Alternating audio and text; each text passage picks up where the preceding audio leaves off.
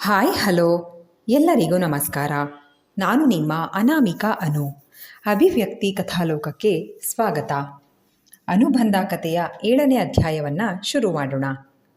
ಮಧ್ಯಾಹ್ನಕ್ಕೆಲ್ಲ ಮನೆ ತಲುಪಿದ ಸಾನ್ವಿಯನ್ನು ಕಂಡ ಅವಳ ತಾಯಿ, ಇದೇನೇ ಸಾನು, ಇಷ್ಟು ಬೇಗ ಬಂದೆ?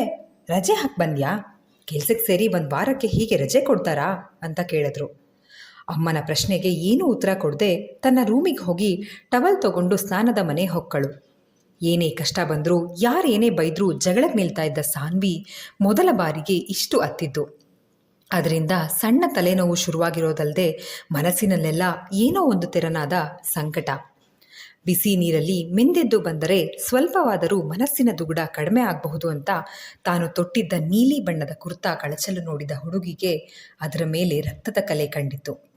ಸೂರಜ್ ಗಾಯಕ್ಕೆ ಬ್ಯಾಂಡೇಜ್ ಮಾಡುವಾಗ ತಗುಲಿದ ರಕ್ತದ ಕಲೆ ಅಲ್ವೇ ಇದು ಅಂತ ಯೋಚನೆ ಮಾಡ್ತಾ ಸ್ನಾನಕ್ಕೆ ಇಳಿದ ಸಾನ್ವಿ, ಪಾಪ ಸೂರಜ್ ಸರ್ ಅದೇನೋ ಬೇಜಾರಲ್ಲಿದ್ದರು, ಕೈಗೆ ಬೇರೆ ಎಷ್ಟು ದೊಡ್ಡ ಪೆಟ್ಟು ಮಾಡ್ಕೊಂಡಿದ್ರು.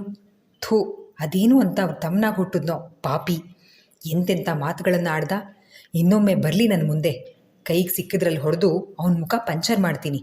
ಕಾಡೆಮ್ಮೆ ಹಾಗೆ ಮೈ ಬೆಳೆಸ್ಕೊಂಡು ಏನೋ ದೊಡ್ಡ ರೌಡಿ ಅನ್ನೋ ಹಾಗೆ ಪೋಸ್ ಕೊಡ್ತಾನೆ. ನನ್ನ ಬಾಸ್ ನೋಡು ಎಷ್ಟು ಮುದ್ದಾಗಿದ್ದಾರೆ, ಎಷ್ಟು ಮುದ್ದೋ ಅಷ್ಟೇ ಒಳ್ಳೆಯವರು. ಅದೇನು ಅಂತ ಆ ಗೂಬೆ ಮೂತಿ ಚಾರ್ವಿಕಾನ ಇಷ್ಟಪಟ್ಟರೋ ಗೊತ್ತಿಲ್ಲ. ನನ್ನ ಬಗ್ಗೆನೇ ಎಷ್ಟು ಲೈಟಾಗಿ ಮಾತಾಡ್ತಾರೆ. ಏನೋ ಹೋಗಲಿ ಪಾಪ, ಸರ್ ಗರ್ಲ್ಫ್ರೆಂಡ್ ಅಂತ ಸುಮ್ಮನೆ ಬಿಟ್ಟೆ. ಹೀಗೆ ತನ್ನ ಯೋಚನಾ ಲಹರಿಯಲ್ಲಿ ಕಳೆದು ಹೋಗಿದ್ದ ಹುಡುಗಿಯನ್ನು ಎಚ್ಚರಿಸಲು ಅವರ ತಾಯಿ ಬಾತ್ರೂಮ್ ಬಾಗಿಲು ಬಡಿದು, ಏನೇ ಸಾನು ಇದು, ಅರ್ಧ ಗಂಟೆಯಿಂದ ನೀರು ಹಾಕೋತಾನೇ ಇದೆಯಾ? ನಾಳೆ ಬೆಳಗ್ಗಿನೂ ನೀರು ಉಳಿಸಮ್ಮ, ಇಲ್ಲ ಅಂದರೆ ಬೆಳಗ್ಗೆ ಸ್ನಾನ ಇಲ್ಲದೆ ಹಾಗೆ ಆಫೀಸಿಗೆ ಹೋಗಬೇಕು ನೀನು, ಇವತ್ತು ರಾತ್ರಿ ನೀರು ಬರಲ್ಲ ಎಂದ ಅಮ್ಮನ ಮಾತಿಗೆ, ಸರಿ ಅಮ್ಮ ಈಗಲೇ ಬಂದೆ ಎಂದು ಸ್ನಾನ ಮುಗಿಸಿ ಮಂಡಿಗಿಂತ ಸ್ವಲ್ಪವೇ ಕೆಳಗೆ ಬರುವ ಪ್ಯಾಂಟಿಗೆ ಬಿಳಿ ಟೀ ಶರ್ಟ್ ತೊಟ್ಟು ಒದ್ದೆ ಕೂದಲಿಗೆ ಟವಲ್ನಿಂದ ತುರುಪು ಕಟ್ಟಿ ಟಿವಿ ಮುಂದೆ ಕೂತ ಹುಡುಗಿ, ಅಮ್ಮ ನಂದು ಊಟ ಆಗಿಲ್ಲ, ಡಬ್ಬಿಲಿರೋದೇ ಬಿಸಿ ಮಾಡಿಕೊಡು ಪ್ಲೀಸ್, ಬೇಗ ಹಸುವು ಎಂದಳು. ಏನೋ ಕಂದ ಇದು, ಹಸ್ಕೊಂಡೇ ಇದೆಯಾ? ಬಂದ ತಕ್ಷಣ ಹೇಳಬೇಕಾಗಿತ್ತು ತಾನೇ. ಡಬ್ಬಿ ಊಟ ಬೇಡ, 5 ನಿಮಿಷ ತಡಿ, ಬಿಸಿ ಬಿಸಿ ಚಪಾತಿ ಮಾಡಿಕೊಡ್ತೀನಿ ಎಂದ ಅನುಪಮ ಚಪಾತಿ ಮಾಡಿ ಜೊತೆಗೆ ಟೊಮ್ಯಾಟೊ ಗೊಜ್ಜು ಮಾಡಿದ್ರು. ಮನೆಯ ಡೋರ್ ಬೆಲ್ ಆಗಿ ಸಾನ್ವಿ ಹೋಗಿ ಬಾಗಿಲು ತೆರೆಯಲು ಅವಳ ಅಪ್ಪ ಜಗದೀಶ್ ತಮ್ಮ ಸ್ನೇಹಿತರನ್ನ ಭೇಟಿ ಮಾಡಿ ಬಂದಿದ್ರು. ಬಾಗಿಲು ಹಾಕದೆ ಹಾಗೆಯೇ ಮನೆಯೊಳಗೆ ನಡೆದ ಜಗದೀಶ್ ಇಷ್ಟು ಬೇಗ ಮನೆಗೆ ಬಂದಿರೋ ಸಾನ್ವಿ ಕಂಡು, ಇದೇನೇ ಅನು, ನಿನ್ನ ಮಗಳಿಗೆ ಇವತ್ತು ಮನೆ ದಾರಿ ಬಹಳ ಬೇಗ ನೆನಪಾಗ್ಬಿಟ್ಟಿದೆ ಎಂದು ವ್ಯಂಗ್ಯವಾಗಿ ನುಡಿದು ಸ್ನಾನದ ಮನೆ ಹೊಕ್ಕು ಕೈಕಾಲು ತೊಳೆದು, ಬರೀ ಉಳುಪ್ ಚರ್ವೆ ಮಾಡ್ತಾ ಕೂರಬೇಡ, ನನಗೂ ಒಂದು ಲೋಟ ಕಾಫಿ ತಂದುಕೊಡು ಎನ್ನುತ್ತಾ ತಮ್ಮ ರೂಮ್ ಸೇರಿಕೊಂಡ್ರು. ಗಂಡನಿಗೆ ಕಾಫಿ ಮಾಡಿಕೊಟ್ಟು ಅನುಪಮ ಒಂದು ತಟ್ಟೆನಲ್ಲಿ ಚಪಾತಿ ಟೊಮ್ಯಾಟೊ ಗೊಜ್ಜು ಹಾಕ್ಕೊಂಡು ಬಂದು ಅವಳಿಗೆ ತಮ್ಮ ಕೈಯಾರೆ ತಿನ್ನಿಸ್ತಾ, ಅಪ್ಪನ ಮಾತಿಗೆ ಬೇಸರ ಮಾಡ್ಕೋಬೇಡ ಸಾನು ಎಂದು ಅವಳ ತಲೆ ಸವರಿ ನೀರಿನ ಲೋಟ ಅವಳ ಕೈಗಿತ್ತರು. ಒಂದು ಗುಟುಕು ನೀರು ಕುಡಿದ ಹುಡುಗಿ, ಅಪ್ಪ ಏನಿವತ್ತೇ ಫಸ್ಟ್ ಟೈಮ ಹೀಗೆ ಮಾತಾಡಿದ್ದು? ನನಗೆ ಬುದ್ಧಿ ಬಂದಾಗಿಂದ ನೋಡ್ತಾ ಇದ್ದೀನಿ. ಅವರಿಗೆ ನನ್ನ ಕಂಡ್ರೆ ಅದೇನೋ ಅಸಮಾಧಾನ. ಪರವಾಗಿಲ್ಲ ಬಿಡು, ಅವ್ರ ಬಗ್ಗೆ ಮಾತಾಡ್ತಾ ಕೂರಬೇಡ, ಬೇಗ ತಿನ್ನಿಸು, ಹಸುವಾಗ್ತಾ ಇದೆ ಎಂದು ಚಿಕ್ಕ ಮಕ್ಕಳ ಹಾಗೆ ಕಾಲು ಬಡಿತಾ ಕೂತಿದ್ದ ಮಗಳನ್ನು ಕಂಡು ಅನುಪಮಾರಿಗೆ ಜೋರು ನಗು. ಇದೇನೇ ಸಾನು, ಮದುವೆ ವಯಸ್ಸಿಗೆ ಬಂದಿದೀಯಾ, ಈಗಲೂ ಸಣ್ಣ ಮಕ್ಕಳು ಹಾಗಾಡ್ತೀಯಾ? ಮುಂದೆ ನೀನು ಕಟ್ಕೊಳ್ಳೋನೋ ಅದೇನು ಪಾಪ ಮಾಡಿದ್ದಾನೋ ಎಂದರೆ ಅಮ್ಮನ ಮಾತಿಗೆ ತುಟಿ ಕೊಂಕಿಸಿದ ಸಾನ್ವಿ, ಅದು ಅವನ ಕರ್ಮ, ಅವನ ಬಗ್ಗೆ ನೀನ್ಯಾಕೆ ಯೋಚನೆ ಮಾಡ್ತೀಯಾ? ಮೊದಲು ಬೇಗ ತಿನ್ನಿಸು ಎಂದಳು ಟಿವಿ ಕಡೆಗೆ ನೋಡ್ತಲೆ. ಅಮ್ಮನಿಂದ ಊಟ ಮಾಡಿಸ್ಕೊಳ್ತಿದ್ದ ಸಾನ್ವಿನ ಆಗ ತಾನೇ ಮನೆ ಬಾಗಿಲಿಗೆ ಬಂದು ನಿಂತ ಸೂರಜ್ ಕಂಡು ದಂಗಾಗಿ ಹೋದ. ಆಫೀಸ್ನಲ್ಲಿ ನಡೆದ ವಿಚಾರಗಳಿಂದ ಇವಳು ಕುಗ್ಗು ಹೋಗಿರ್ತಾಳೆ, ಸ್ವಲ್ಪ ಧೈರ್ಯ ತುಂಬಿ ಸಮಾಧಾನದ ಮಾತುಗಳನ್ನು ಆಡಿ ಮನೆಯವರನ್ನೆಲ್ಲ ನನ್ನ ಮದುವೆಗೆ ಇನ್ವೈಟ್ ಮಾಡೋಣ ಅಂತ ಬಂದರೆ ಈ ಹುಡುಗಿ ಏನೂ ಆಗೇ ಇಲ್ಲ ಅನ್ನೋ ಹಾಗಿದ್ದಾಳಲ್ಲ ಎಂದು ಯೋಚಿಸುತ್ತಾ ಬಾಗಿಲು ಬಡಿದ. ಆ ಕಡೆ ತಿರುಗಿ ನೋಡಲು ಸಾನ್ವಿ ತನ್ನ ಕಣ್ಣನ್ನು ತಾನೇ ನಂಬದಾದಳು. ತಕ್ಷಣ ಕೂದಲಿನಿಂದ ಎದ್ದು, ಒಳಗೆ ಬನ್ನಿ ಸರ್, ಅಮ್ಮ ಇವರೇ ನಮ್ಮ ಬಾಸ್ ಮಿಸ್ಟರ್ ಸೂರಜ್ ವರ್ಮಾ, ಬನ್ನಿ ಸರ್ ಎಂದು ಅವರನ್ನು ಕರೆದು ಕೂರಿಸಿ ಅಮ್ಮನಿಗೆ ಕಾಫಿ ಮಾಡ್ಕೊಂಡು ಬಾ ಅಂತ ಹೇಳಿ ಅಪ್ಪನನ್ನು ಕರೆತರೋದಕ್ಕೆ ಅಂತ ಅವರ ರೂಮ್ಗೆ ಹೋದ್ಲು. ಅಪ್ಪ ನಮ್ಮ ಬಾಸ್ ಬಂದಿದ್ದಾರೆ, ಬನ್ನಿ ನಿಮ್ಗೆ ಅವ್ರ ಪರಿಚಯ ಮಾಡಿಸ್ತೀನಿ ಎಂದಳು. ಅವಳತ್ತ ನೋಡಿದ ಜಗದೀಶ್ ಅವರು, ಬಾಸ್ ಬಂದಿದ್ದಾರೆ ಅಂತ ಕುಣಿಯೋ ಮೊದಲು ನಿನ್ನ ಅವಸ್ಥೆ ನೋಡ್ಕೊ, ಎಷ್ಟು ಸಲ ಈ ದರಿದ್ರ ಬಟ್ಟೆ ಹಾಕ್ಕೋಬೇಡ ಅಂತ ಹೇಳಿದ್ದೀನಿ, ಹೋಗು ಮೊದಲು ಬಟ್ಟೆ ಬದಲಾಯಿಸು, ನಾನು ನಿಮ್ಮ ಬಾಸ್ ಹತ್ರ ಮಾತಾಡ್ತಾ ಇರ್ತೀನಿ ಎಂದು ಹೇಳಿ ಹೋಗಿ ಸೂರಜ್ ಎದುರು ಕೂತು ತಮ್ಮ ಪರಿಚಯ ಮಾಡಿಕೊಂಡ್ರು. ನನ್ನ ಹೆಸರು ಜಗದೀಶ್. ನಾನು ಶೆಫಾಗಿ ಕೆಲಸ ಮಾಡ್ತಾಯಿದ್ದೆ. ಈಗ ಅನಾರೋಗ್ಯದ ಕಾರಣ ಮನೆಯಲ್ಲೇ ಇದ್ದೀನಿ. ನಿಮ್ಮ ಬಗ್ಗೆ, ನಿಮ್ಮ ಕಂಪ್ನಿ ಬಗ್ಗೆ ಬಹಳ ಕೇಳಿದ್ದೀನಿ. ಒಳ್ಳೆ ಹೆಸರು ಮಾಡಿದ್ದೀರಾ.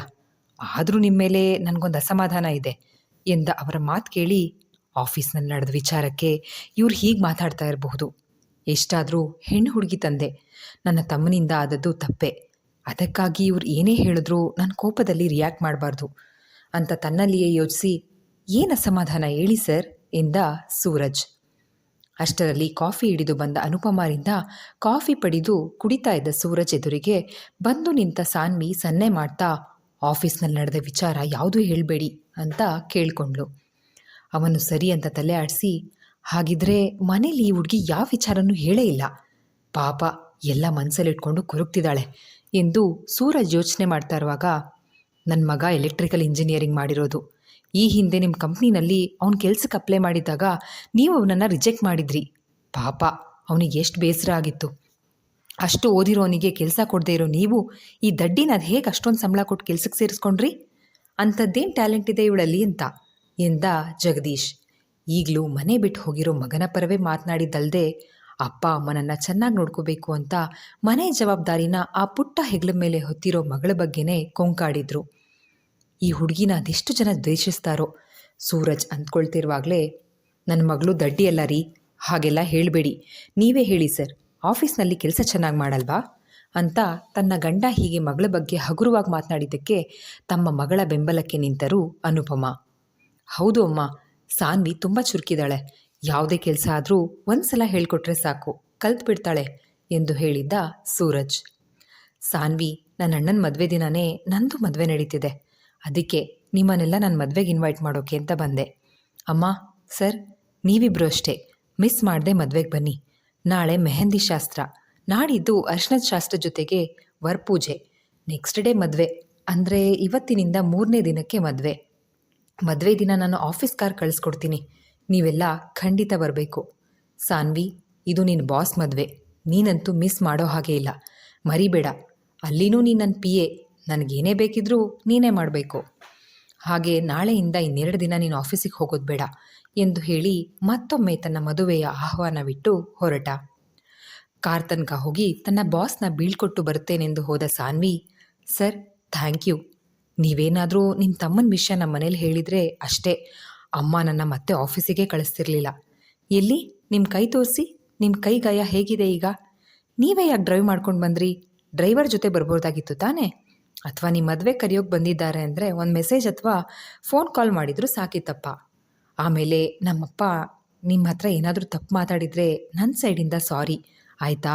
ಕೋಪ ಮಾಡ್ಕೋಬೇಡಿ ಎಂದು ಇವಳು ಒಂದೇ ಸಮನೆ ಮಾತಾಡ್ತಾ ಇದ್ದರೆ ತನ್ನ ಕಾರ್ಗೊರ್ಗಿ ಕೈ ಕಟ್ಕೊಂಡು ನಿಂತು ಇವಳನ್ನೇ ನೋಡ್ತಾ ಇದ್ದ ಸೂರಜ್. ಸಾನ್ವಿ, ನಿನ್ನ ಬಾಯಿಗೆ ಸ್ವಲ್ಪ ಬ್ರೇಕ್ ಆಗ್ತೀಯಾ? ನಿನ್ನ ತಾಯಿ ಹೇಳಿದ್ದು ನಿಜ. ನಿನ್ನ ಮದುವೆಯಾಗೋ ಹುಡುಗ ಅದೇನು ಪಾಪ ಮಾಡಿದ್ದಾನೋ ಎಂದ ಸೂರಜ್ ಮಾತಿಗೆ, ನಾನು ಮದುವೆನೇ ಆಗಬಾರ್ದು ಅಂತ ಡಿಸೈಡ್ ಮಾಡಿದ್ದೀನಿ ಅಂದಮೇಲೆ ಯಾವ ಪಾಪನೂ ಇಲ್ಲ, ಪುಣ್ಯನೂ ಇಲ್ಲ ಎಂದು ಸಾನ್ವಿ ಹೇಳಿದ್ದಕ್ಕೆ, ಎಷ್ಟೋ ಸಲ ನಾವು ಅಂದ್ಕೊಳ್ಳೋದು ಒಂದು, ಆಗೋದಿನ್ನೊಂದು. ನೀನೇನೋ ಮದುವೆ ಬೇಡ ಅಂತ ಇದ್ದೀಯಾ, ಆದರೆ ಯಾರಿಗೆ ಗೊತ್ತು, ಮತ್ಯಾರೋ ಹುಡುಗ ನಿನ್ನ ಇನಿಯನಾಗಲು ಬಯಸಿ ನಿನ್ನ ಬಗ್ಗೆ ಕನಸು ಕಾಣ್ತಾ ಇರಬಹುದು ಅಲ್ವಾ ಅಂತ ಕೇಳಿದ್ದ. ನನ್ನ ಇನಿಯ? ಅವನ್ಯಾರೋ ಯಾರಿಗೆ ಗೊತ್ತು ಬಿಡಿ. ಯಾಕೀಗ ಆ ವಿಷಯ?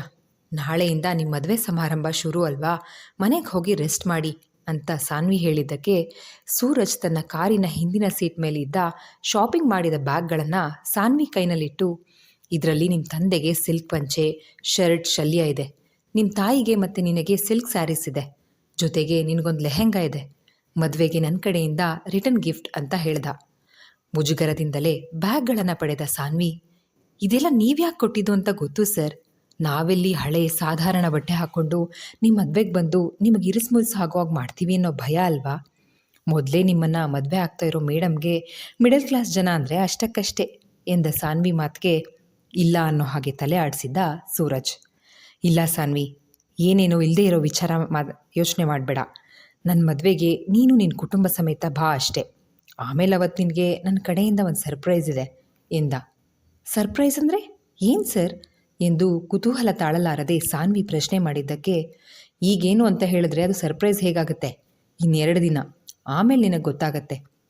ಎಂದು ಹೇಳಿ ಕಾರ್ ಸ್ಟಾರ್ಟ್ ಮಾಡಿ ಹೊರಟ ಸೂರಜ್ ಕಡೆನೆ ನೋಡ್ತಾ ನಿಂತಿದ್ದ ಸಾನ್ವಿ, ಇವರೇನು ಸುಮ್ಮನೆ ಇದ್ನ ತಲೆಗೆ ಹುಳ ಬಿಟ್ಟು ಹೋದ್ರಲ್ಲ, ಇವ್ರ ಮದುವೆಯಲ್ಲಿ ನನಗೆ ಸರ್ಪ್ರೈಸ್ ಅಂತೆ, ಅದಿನ್ನೇನು ಕರ್ಮಾನೋ ಎನ್ನುತ್ತಾ ಮನೆಯೊಳಗೆ ಹೋಗುತ್ತಲೇ, ಅಮ್ಮ ಇಲ್ಲಿ ನೋಡು, ಬಾ ನಿನಗೆ ನನಗೆ ಅಪ್ಪಂಗೆ ಸರ್ ಬಟ್ಟೆ ತಂದಿದ್ದಾರೆ, ಮದುವೆಗೆ ಅವ್ರ ಕಡೆಯಿಂದ ಉಡುಗೊರೆ ಎಂದು ಹೇಳಿ ಅಮ್ಮನ ಕೈಯಲ್ಲಿ ಎಲ್ಲ ಬ್ಯಾಗ್ಗಳನ್ನು ಇಟ್ಟ ಹುಡುಗಿ ಅಡುಗೆ ಮನೆಯಲ್ಲಿ ಅರ್ಧ ತಿಂದ್ಬಿಟ್ಟಿದ್ದ ತನ್ನ ಚಪಾತಿ ಗೊಜ್ಜು ಪ್ಲೇಟ್ ಹಿಡಿದು ಬಂದು ಕೂತು ತಿನ್ನೋದಕ್ಕೆ ಮುಂದುವರೆಸಿದ್ಲು.